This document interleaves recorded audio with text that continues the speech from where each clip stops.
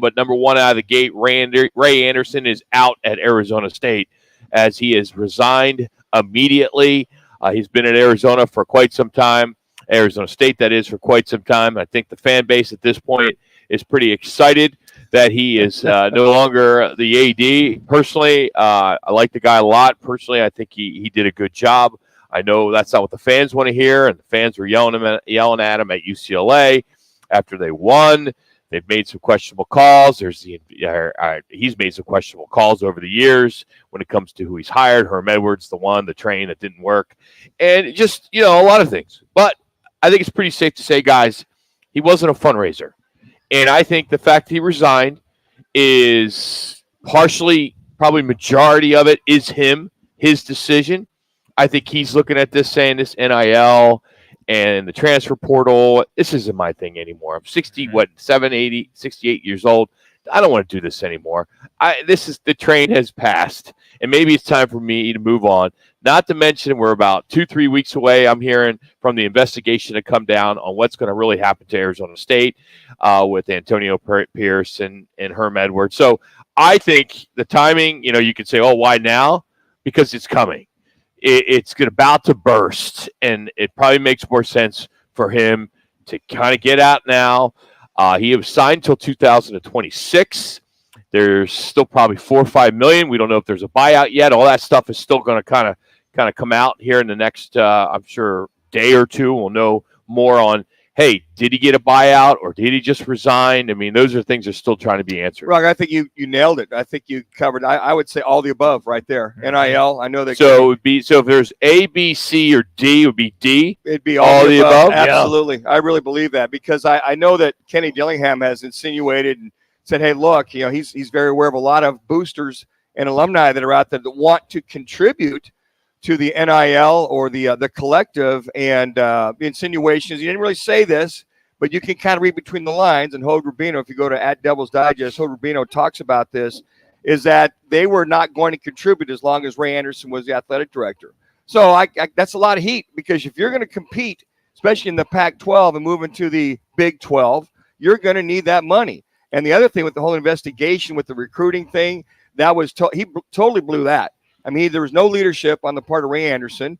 You look at some of the other programs, track's done very well. Baseball's doing well again. You look at basketball, it is what it is. It's tough to recruit at ASU. I think he did a good job there. But a lot of the non-rev sports, he did pretty good as far as that's concerned. But the main key is the lack of buying into the transfer portal, the NIL somewhat 3-4 years ago really set this program back. And I think now that Kenny Dillingham is head coach, he understands to go compete with the big boy pond, you're going to need that money to be somewhat competitive and be able to take that ASU football program to the next level. All right, let me drop this then on both of you because I'm not sure if I was here at that time. You guys obviously were. Where did you think in his administration did this train start to run off the tracks? When did you start to see it happen? Well, I think he admitted that they're not going to buy into the transfer portal or NIL. So is that 2-3 years ago? About 3 years 4 ago, years ago? I'd say when that really started to become a thing. When Herm got here. When Herm got here. He made that hire because he has done some tremendous stuff. When I know people don't want to hear that, but they expanded 26 sports. Mm-hmm. He brought back men's tennis, got the men's hockey program going. He redid the stadium. He got mullet going. I mean, you could go on and on. Sure. New volleyball facility. He donated $1 million of his own money, him and his wife, for the men's tennis program. So there's all these things that he has done, but he's still going to get all the crap. I mean, how about the men's and women's golf facility that they moved over to Papago, to Carson, to let Michael Crow grow this downtown Tempe the way he wants it, to knock out, a great golf course in Carson. Yeah, and basically now it's just buildings. And I think, but the one thing that the nucleus of your crowd is they want to see is an AD that's bought into trying to make. When he came out and said that, and a lot of guys are trying to go, wait a second. And the whole Herm Edwards thing, they had a really good staff on board, but I don't know, their recruiting, their hands were tied on what they could and couldn't do. And then when Antonio Pierce allegedly took that whole thing and ran and screwed that up, there was so much lack of leadership. Everybody's soured on, like, what are you going to do here, Herm? Why are you letting the inmates run the asylum, especially U of A Wildcat and Antonio Pierce, when the goods are there? So I think that the bell cow is your football program. As an AD, that is your number one priority, and that's where you get the butts in the seats and make your money to compete. Yeah, alumnus right now, I hate to say it, not so well. They don't care about tennis, golf. They want to know, are we competing for a Pac-12 championship every year? And if we're not, why not? Okay, that's fair. With that perspective for somebody who grew up here, right, which is you. Yep. I've been here 30 years, and this is not a football school. It's just not, and it's never going to be one. It used to be. No, it wasn't. When right. was it? People live under this whole Frank Kush era, which was the 70s. I could go back. Which was the 70s. You had Dirk Cutter era. You had that. How many Rose Bowls you get there? None with there. Okay, thank you. Look at Coach Snyder. You got a Rose Bowl there. Okay. Coach Cooper, Rose Bowl in 86. And he leaves. Coach Snyder, Rose Bowl in 96. We got two? Okay, but I mean, that's a football school? Their programs are always relevant to competing for the Pac-12 title. Come on, Manuch. I mean, I'm just saying that they've never been. I understand Sun Devil fans, and I want them. I'm a season ticket holder. I want them to win. I go to games, and it's homecoming, and there's 20,000 people there. Mm-hmm. Okay? I mean, it's just the way it is, and I don't think it's going to change. I've been barking the same thing for 30 years, 25 of it being on the air.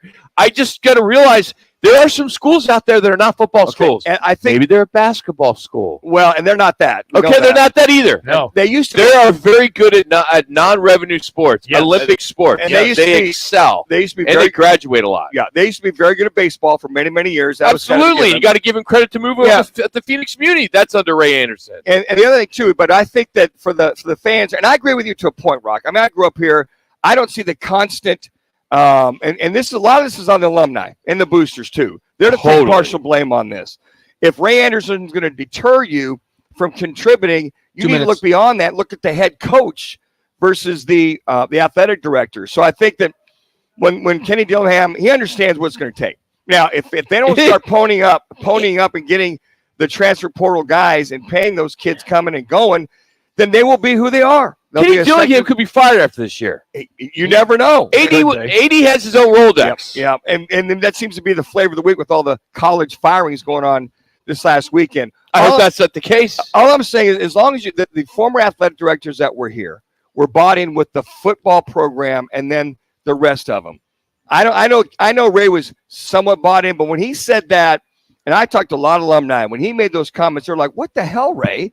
If we want to get us back to where at least we're competitive and vying for Pac-12 championships. I mean, Todd Graham, last time we were there for a Pac-12 championship, his first year against Stanford. Even though they got beat, they're going to good bowl games. They want to see that consistency moving on from that standpoint. All right, let me fire this one then at both of you. 1 minute. Michael Crow is pretty much on record. He really didn't want to leave the Pac-12. He really didn't want to jump to the Big 12. He was like forced into going. He is more interested, meaning the president of the school, in what Rock likes to call the Olympic sports. So who do you go out and get when you know the president himself is not that hooked on football? That's the president's call. Whatever he wants. If this is what he wants, this is what he's going to do. He continues to do the same thing. And to that point, Jimmy, if that president's not bought in to that football program to go, then they're not going to win. Then you're not going to win. Exactly. And he's not. And that's that part of that problem right there. And we know, who knows? Maybe Ray was following orders to be the mouthpiece for one Michael Crow. If that Absolutely, that's what it was. That's very sad. And there's so many programs around the nation. When that president of your campus is bought in to making your program the best you possibly can, especially hit the rock bottom, then that's a huge feather in your cap as a coach, as an athletic director, to go, look, we want this to be the number one grade football program and give them the support. Your alum, the alum and the people live here, they live in the WAC. They live in the past with Frank Kush. That's when they were winning these titles at the WAC under Frank. Right? I mean, you won a Pac-12, you said under Cooper. You won under Snyder, and then you won, I think, under Todd Graham. No, not Todd Graham didn't get one. Dennis Erickson did. Erickson did. Yeah. So that's it. You have 17 titles since 1931. And it's like, and 10 of them were when you were in the border conference. So 86, 96, and 2007. That's it. And then Todd Graham got the one. And here's the common denominator. 2013. The buy-in was from the president of ASU at the time, and the president was Fred Miller, I remember, for many years, and also from the athletic director for many years, was bought into and making sure that football program was the top of the top. And if those guys were live, it's never been though. Well, it's like every 5 to 10 years they're making it, but they were consistent there for many years. In the 70s, no, in the 80s, mid 80s, they were right there, mid 90s. One title in 86. That was it in that whole decade. But since Crow has been here and Ray Anderson's been here, you've seen a couple of, you've seen some decent records under Todd Graham. You saw him go to the Pac-12 championship, but they haven't been able to sustain that on a regular basis. And we all know that's ridiculous. This city, the facilities, the student body, second to none. Are you kidding me? Yeah. So why, if they can't do it last decade or the decade before that or the decade before that, why do you think they're going to do it this next time around, whoever this next AD is going to be? And I would put this... If Crow's not going anywhere, unless he gets a job at an Ivy League school, he's here. Then I would, if I'm the alumni and boosters out there, I would force feed that NIL and that collective to raise as much as you possibly can, and just be. If you're going to compete with the big boys, you got to have big boy money in that. But you need an AD that knows how to fundraise, and they're hard to come by. I would agree with that too. They are, because everybody's learning on the go right now on how to bring in this kind of money. They really are. You need to bring in these big agencies and